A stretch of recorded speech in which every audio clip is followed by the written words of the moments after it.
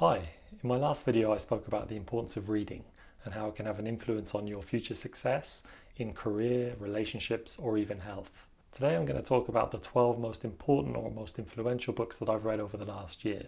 Personally, I think there's at least one book here for everyone. This list contains a collection of different categories, and I'm pretty sure that you'll find something here that could even have life-changing or long-term benefit. So I hope you enjoy the video, and here's the first one. The first book on the list is Atomic Habits, and this is the book that I think kickstarted my productivity journey over the last year and definitely had a massive impact in terms of how I see my behavior, my environment, and how to kind of optimize your surroundings to be as productive and as efficient with your time as possible. The idea of the book is that habits are the compound interest of self-improvement, and small changes can lead to large results. Habits are formed through a repetitive loop of 3 steps. That is the cue, the routine, and the reward. The cue is the thing that triggers your response. It's the thing that makes you remember that you need to do something and causes like an urge to partake in a particular activity. This could apply to both positive and negative habits. For example, you could see someone smoking and that could be the cue for you wanting to smoke as well. But it can also apply to positive habits. You could see something like a motivational video or someone going for a run, and that can remind you that you need to go for a run or that you want to go for a run. Basically, all habits are initially triggered by a cue, and this could be a memory that pops into your head or something that you see, hear, or just come across in general. The routine is the thing that you actually do. It's the thing that is triggered by the cue, but you end up doing over a period of time, repetitively, and it's the thing that is the kind of solid foundation of the habit. And lastly, the reward. If there was no reward, there'd be no habit, because what's to motivate you to do something in the first place if there's nothing that you get out of it? The reward varies a lot. It could be something as simple as endorphins that you get from after doing, say, exercise, or it could be praise or congratulations or approval that you get from your peers or your family. This all acts as a reward. It creates a kind of a cycle that makes you want to go and do the habit again. Because of that reward, you end up being more aware and you end up looking for more cues in the future so that that habit can reinforce itself. The next interesting idea is the 4 laws of behavioral change. When you're trying to make any change in your life, you really want to hone in on these 4 things. Make it obvious, make it attractive, make it easy, and make it satisfying. And then the inverse is true as well. So you want to do the inverse of each of those things if you're trying to break a habit. By applying these 4 laws, you put yourself in a better position to make or break a habit. As we're at the start of the new year, habit forming is definitely a priority for a lot of people. If you haven't come across this book and you're really trying to make changes in your life, whether that be for health or business or career, relationships, whatever it may be, I would definitely recommend reading this book, Atomic Habits. It definitely worked for me, and I'm sure it has done for a lot of other people as well. The next book on the list is The Psychology of Money. And this covers everything from an individual or personal level in terms of saving or spending, all the way to a kind of a wider societal level with the economy and how that's influenced by investors and banks and people and companies and so on. One of the points is that money is more about psychology than it is about maths or science, and that our beliefs and perspectives about money are shaped by our upbringing and childhood and not what we learn in our career or in business or in university. It's basically something that we're kind of brought up with from a young age, and our perception and our actions and our interactions and relationship with money are often based on these things rather than our adult life. The other point that I liked is the idea that there are 2 skill sets, the skill to make money and the skill to keep money. And these are very different skills. Some people are amazing at making money, but then they burn through it, super quickly once they have it. Whereas other people are very good at saving money, even if they don't quite make money in such large bursts, and it kind of trickles through over time. A good example who has both skill sets is Warren Buffett. He's someone who made a decent amount of money when he was younger, but most of his wealth is accumulated through the slow trickling effect of compounding. And this is definitely a major lesson from the book. The other thing is that wealth is the thing that you don't see. It's the money that you don't spend. It's very easy for someone to borrow money and end up living as if they're super wealthy, whereas in actual fact, they're actually spending money they don't have. It's much harder to spot someone who's wealthy and not spending than someone who's spending and not wealthy. The book is essentially a collection of ideas told through a series of narratives, where each narrative is usually based on a true story and teaches you a particular lesson, whether it's about compounding or whether it's about the psychology that influences individual people's spending or anything on a kind of wider kind of business level.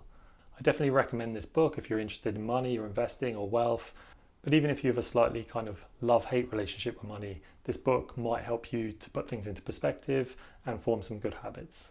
The next book is Steal Like an Artist. And this is a book that helps you get over creativity block or artist block and puts into perspective the best ways of achieving certain creative goals. One of the main points of the book is that almost every idea that you could think of isn't completely unique. It's a collection of ideas that you've come across that's kind of made into your own. And actually, in fact, this is the best way of doing things. It's almost impossible these days to come up with something completely and totally new, but it's much easier to take something that's already done and try to make it your own, or even try and make it better than it was before. The book encourages you to steal ideas, but actually what they mean is to take ideas that have already been done and kind of make them better or more refined, or put your own unique twist on them. The book provides a very accessible, friendly and visual way of navigating through the pages and digesting the content.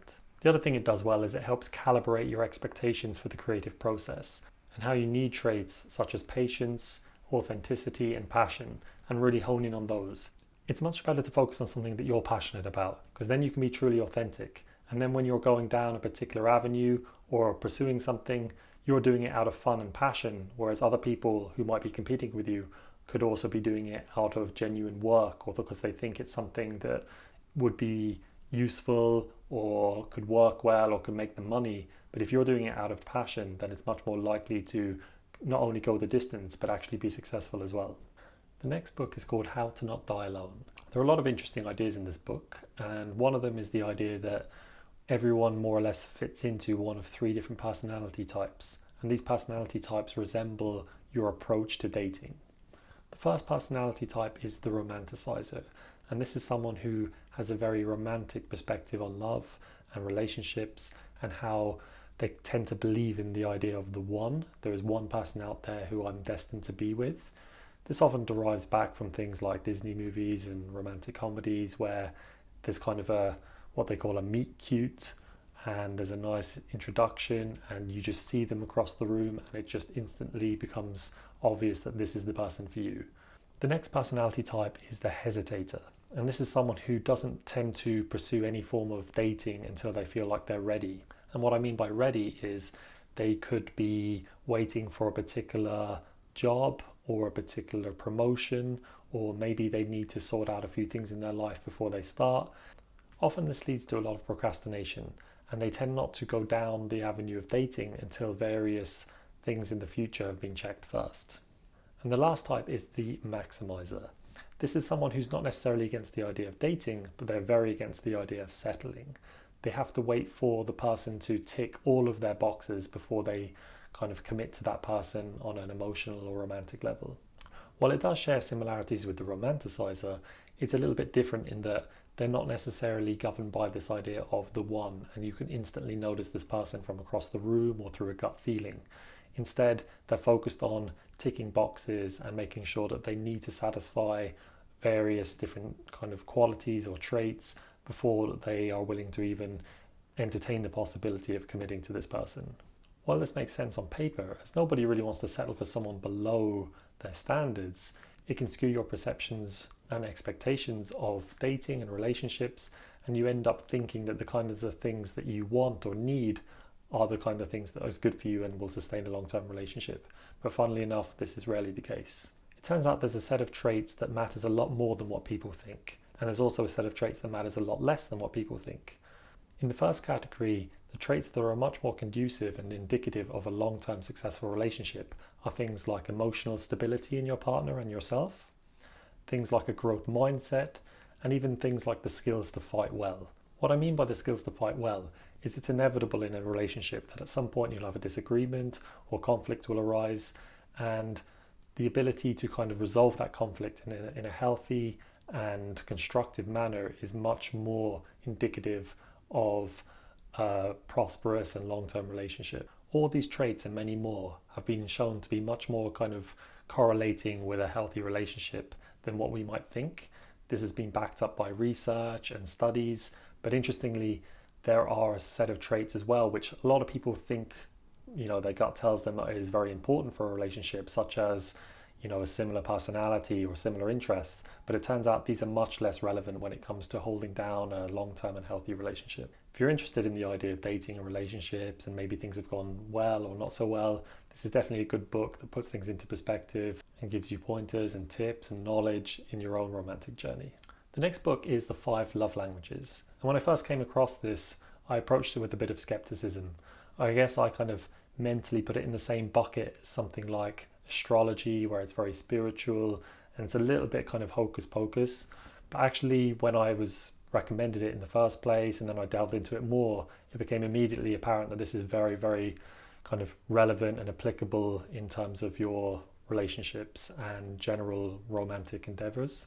Like the previous book, this is very much focused on romantic relationships, but this is less focused on early stage dating and more in terms of long-term relationships, marriages, and so on. The author is basically a relationship expert who, upon his many years in his career, kind of came across a number of situations where relationships seemed to go stale or not work out, or there was a mismatch in something and people were losing interest. And over a long period of time, he kind of established that there's some fundamental concepts or ideas that weren't being kind of dealt with or weren't being kind of stimulated, and he labeled these as the 5 love languages. The 5 languages are quality time, gifts, acts of service, physical touch, and words of affirmation. The idea is that everyone has a primary love language and often a secondary or tertiary love language as well. And in a relationship, if your primary love language in particular isn't being met or isn't being stimulated, then it's going to cause issues or resentment or just a general reduction in how you kind of feel about your partner. So what often happens is your own primary love language, it tends to be the thing that you project mostly towards your partner. So for example, if my primary love language was words of affirmation, basically that I enjoy or I feel a sense of, appreciation when someone tells me in words, I tend to do the same to my partner. And what really happens there is you assume that the way you feel when someone tells you things that you like to hear is how they're going to feel as well. And actually this mismatch and understanding what your partner's primary love language can help make clear to you where you need to place more energy or place less energy in terms of your emotional commitment and priority. If you're someone who really wants to make the most of the relationship you have and hopefully make it last as long as possible, I definitely think reading this book will heavily influence or increase your chances of doing so. Another book in the relationship space is A Man's Guide to Women. Over the course of my life, I've heard many friends and guys use the phrase, "we will never understand women," or "women are a mystery," or "I just don't understand why she's thinking that way or acting that way." Obviously, this book is generalizing, but the goal of the book is not to pinpoint every single person and every single personality and say exactly why they're doing things the way they do, but to generalize in a kind of scientifically backed way that pinpoints the underlying drives that women may have. This is in terms of, their emotional needs, how to attend to those needs, the overall driving forces that actually shape the differences between men and women. Because it's very easy to kind of think that we're all the same. Well, we're all human. There are actually noticeable physiological differences between men and women in terms of how they think, in terms of what drives they have, but also in terms of general approaches to life and relationships. And personally, I think understanding these in more detail can only better your knowledge and perspective and even improve your relationships overall. I would definitely recommend this to guys who feel a little bit lost or they feel like they've entered into dating or relationships and not have had the best luck. This book will definitely give you a more well-rounded perspective and hopefully helps you identify where you've been going wrong and what you need to improve on. But yeah, I definitely feel confident that this book can help you kind of solidify your understanding and improve your understanding of women, particularly from the perspective of a guy. The book was written by both men and women, so I do think it's got quite a well-balanced viewpoint on everything rather than just naively assuming that we're going to approach things from a masculine or feminine perspective. The next one is Solve for Happy by Mo Gawdat. And this is one that tries to approach the idea and the challenge of attaining happiness from the perspective of a very rational, science and research-based approach. There are so many valuable lessons and ideas to this book. I think the central one is the idea of the happiness equation, which is happiness is your perception of the events of your life minus the expectations. So if your expectations are unreasonably high, then you're more likely to be unhappy. But equally, if how you perceive your events to be in your life to be better than they actually are, then it's more likely to make you happy. And that's the fundamental thing, that happiness is correlated with expectation. The rest of the book is broken down into this thing called 675, and that is 6 grand illusions, 7 blind spots, and 5 ultimate truths. By mastering or dismantling or really harnessing the knowledge from these areas, you're much more likely to figure out and build a knowledge that will help you, attain long-term happiness, but also, address the areas in your life that's causing you to be unhappy. The approach of the book might not be for everyone, but it definitely resonates with me a lot. If you tend to have a more kind of abstract or, logical way of looking at things, then this is probably one of the best forms or tools to approach that topic. The next one is The Alchemist, and this is a very famous book that does kind of fall into the idea of like self-development and self-growth, but it approaches it not from a kind of structured, abstract perspective, but rather through a narrative of a boy. He's a young shepherd who's trying to figure out his kind of life's purpose and life's mission through a particular journey. Through this pursuit of this journey, he comes across a lot of important people and a lot of lessons that really kind of shape his perspective on life. And I think the idea of this book is to really kind of hammer home the idea of like purpose and fulfillment, but in a more kind of accessible story form rather than kind of a lesson by lesson approach. This book has been translated into dozens of different languages and has received awards and recommendations from many noticeable celebrities and public figures. The next book is Happy Sexy Millionaire. This is written by Steven Bartlett, who has become much more popular and well known in kind of the last few months and years. He runs the fast growing podcast Diary of a CEO, which kind of interviews people in all walks of life, but it's particularly geared towards people in the kind of entrepreneurial or business world. The book itself is kind of a blend between his own personal experiences and lessons and knowledge he's accumulated over his career. So it's got like an autobiographical element, but it's also got kind of a words of wisdom and a kind of knowledge imparting kind of form as well. Each chapter is basically a specific lesson told through his own personal experience that helped him solidify an understanding of a particular concept, which in turn helped him become the person who he is today. If you're at all a fan of Steven Bartlett, or you're interested in kind of creating your own business and want to be more aware of some of the obstacles that you may face, I definitely recommend reading this book. The next one is The Subtle Art of Not Giving Up.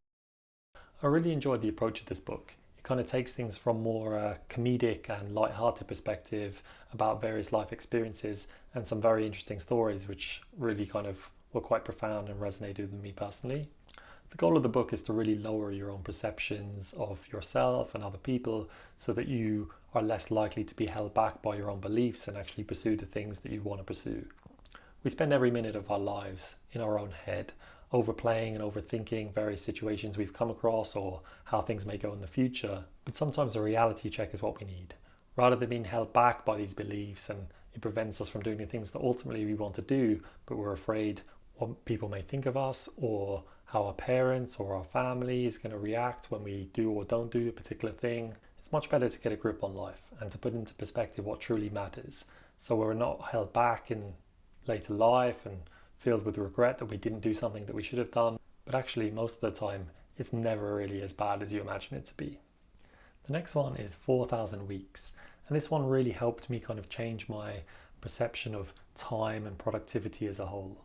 This really helps you come to terms with the things you're doing, whether they matter, why you should be doing them, and to actually formulate a plan to help you achieve them in the best possible way. Unlike most traditional productivity books, this definitely delves into more the why you're doing something as opposed to how you should do something. The central concept in this book is the idea that we all, roughly speaking, have about 4,000 give or take weeks in our lifetime.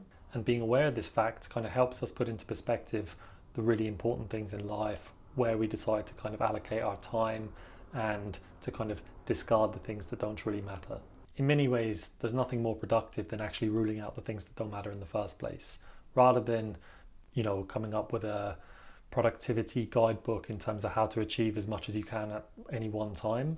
if most of those things are not going to be relevant in the long run, then it's much better to kind of separate those away and focus on the things that truly do matter to you. Only once you've truly established what is important to you can you then go and pursue it to the best of your ability.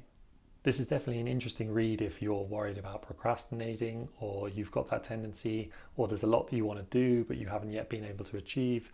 Definitely building up this understanding of time and productivity can kind of better equip you in your career or if in your kind of side hobbies or interests. So I definitely recommend this one if productivity is important to you. The last book on this list is The Almanac of Naval Ravikant. This is a bit of a different book because it's not so much a linear start to end, you read it once type book, but rather a collection of ideas that you can revisit that's been kind of compressed and condensed into a book where you can open up any particular page or any particular chapter and really kind of soak up and ponder the lessons that have been written down on those pages. Naval is well known in the business world as an investor. He's been very successful, but came from a background where he didn't start off with a lot of money. The book itself wasn't necessarily put together by Naval, but it does encompass everything from his tweets to his podcasts to his own kind of writings, and it's all been pushed together and broken down by various different topics. A lot of the book focuses on the business and investing and making money and wealth generation aspect, but the latter half of the book is more about happiness and emotional stability and inner peace. There's genuinely so much content in so few pages in this book that it's one of those ones that you can leave by your bed and just open up at any particular moment, and it will just really kind of put into perspective, you know, what needs to be done and build up that motivation and really kind of help you see a journey through from start to end. So if your journey is health or fitness or career, I definitely recommend picking up this book. You can get it on ebook or even read it for free online. It's the kind of book that each time you pick up and read, you will get something new from, but also it'll help you re-emphasize and reinforce the ideas that you may have already read the first time. And that's all for the list. Thank you very much for watching. If you have any thoughts or opinions on any of the books I've mentioned, or even if you have suggestions or recommendations for any other future books that I should read, definitely feel free to leave it in the comments. I'll definitely check out each and every one of them. That's all for this video, and I'll see you in the next one.